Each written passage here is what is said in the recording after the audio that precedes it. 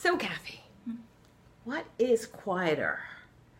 A chapel with nuns? Yes. The library? Or a funeral parlor? Or A co-working space! oh, you get gagged. As soon as you walk in, you get gagged. Right? Most of them are so quiet. It's like you walk in and you're like in a chapel. It's like, shh, you gotta be quiet. Remember, even libraries are more enlivening.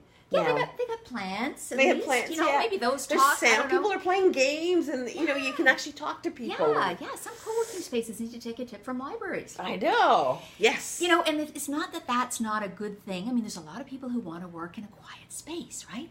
But the problem as a solopreneur, right, is we do that all the time. Yes, I know. Right? When you live alone and you work alone, it's like, okay, you need some noise. And even if you don't work alone, or live alone, you've got an office, and you spend hours after hours in that space, right? By yourself. So Yeah. So well, I think a lot of people who come from corporate, they're used to the water cooler chat. They're used to seeing the same people day after day and having that continuity. Yeah. And they crave that. They crave the companionship. They crave the collaboration. Yeah. They crave the energy that comes from working with others. And we know this is one of the biggest issues. We're going to be talking about this in various episodes. Is the whole issue of mental health and isolation for entrepreneurs. It's really a serious thing. It's a huge issue. It's a huge issue, and you can't just go to a co-working space and work like a bunch of silos and not say anything to anybody. Because that doesn't solve the issue. No. And so we have some really good suggestions. We're going to do a little renovating of the average co-working space. And you never know, the real entrepreneur might have the real co-working space I know. in our future. We might have to record this we are recording this and remember it.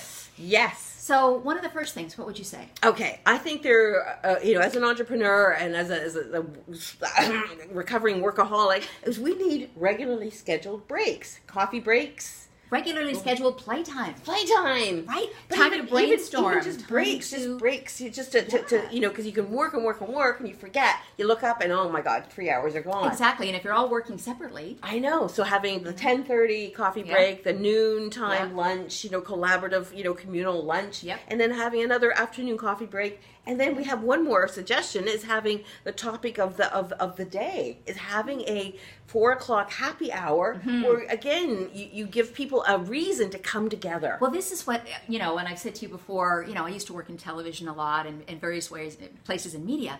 And at this one place I worked, every Thursday at 4:00 we would have the BYOB, and whatever show it would rotate amongst all our different shows that everybody was working on. And if it was your turn that week, you brought the munchies, and you brought the wine and the beer. And at 4:00 we all went into the kitchen. All the different teams would come together and collaborate and it's social time. Social right? time, yeah. And then you'd bring back, your wine or your beer, and you'd finish working on the show, and that'd be a fabulous episode. Yeah. But in a co-working space, have a kitchen room, have a lunch room or a lounge room. Yeah. So people can go there because, I don't really care, but some people don't like to have, sit across from somebody in a co-working space and somebody's eating, egg salad sandwich is sitting there for the last half hour while they've been forgetting about eating it. Right. Right? So, and that throws to the topic we were talking about is the different rooms, right? Different rooms, yeah.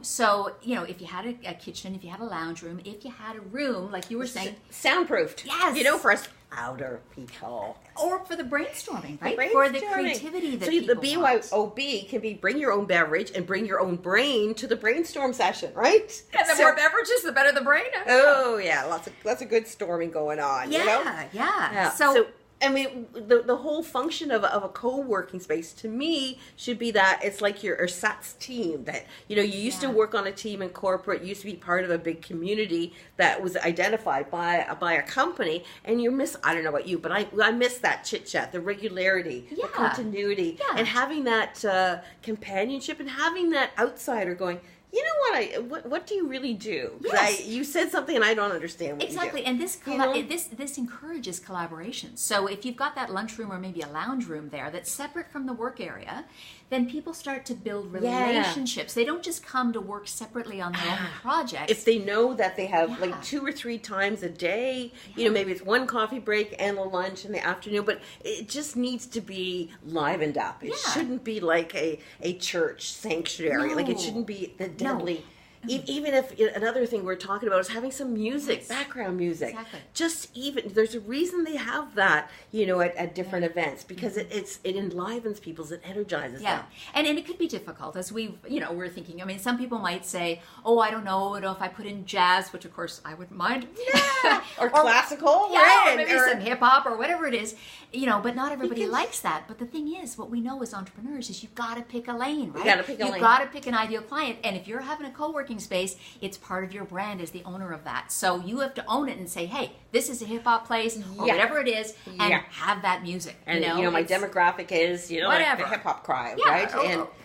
Whatever it is, and really have a sense of what that place is, because that's community. And in fact, co-working should be. It's co-working. Yes. It's working together. It's and it's not like it's not silos. Silos, that's right. So make some noise, invite us over.